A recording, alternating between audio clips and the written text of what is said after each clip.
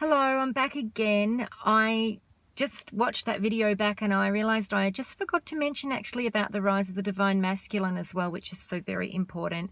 I didn't mean to just put it all out as that it's all about the divine feminine.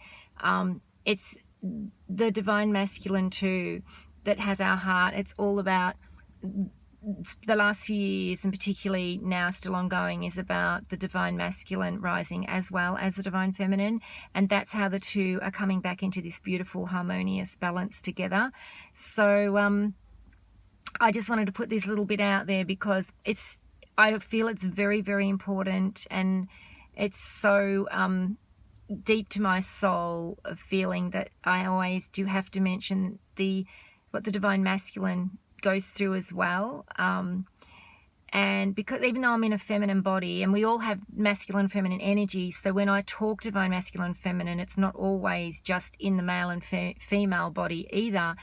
But obviously when I'm talking, like I did before, about the roles of the male and the female, but I know for myself, for my divine masculine part, or my masculine energy part, you know, what we go through and what that struggle is as well. And for a long time in this journey, I actually, in this female body, have taken on the role of the divine masculine, which I didn't realize. I just always referred to myself and thought I was the divine feminine. So it's important to acknowledge that as well. And you know, I was doing a lot of work on my feminine side where I could actually move more into my feminine and be the role of the divine feminine, not the role of the divine masculine, because that's not my role. And I just really honor the masculine and their rising as well, and shedding all that old paradigm as well within them, because it's not easy. But again, energetically, it's what we put out and what we get back. So if we keep telling ourselves it's not easy, it's never going to be. But if we keep telling ourselves that we are divine sovereign beings and lighthouses, and we can push through this and stand in our power, and stand up for ourselves and our true selves and be authentic in what we know and feel in our heart and soul, well then letting go of that fear and all that becomes somewhat easier.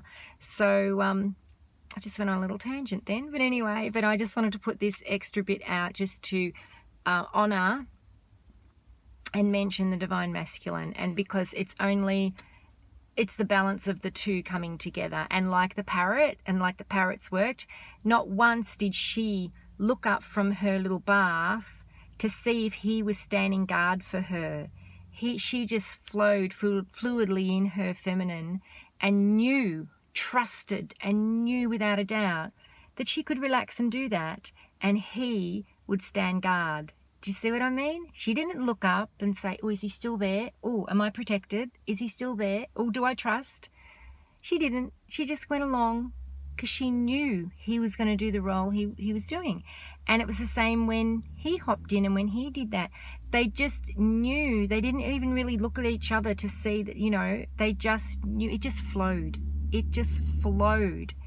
And that is the part of the masculine and feminine in balance together. They just flow.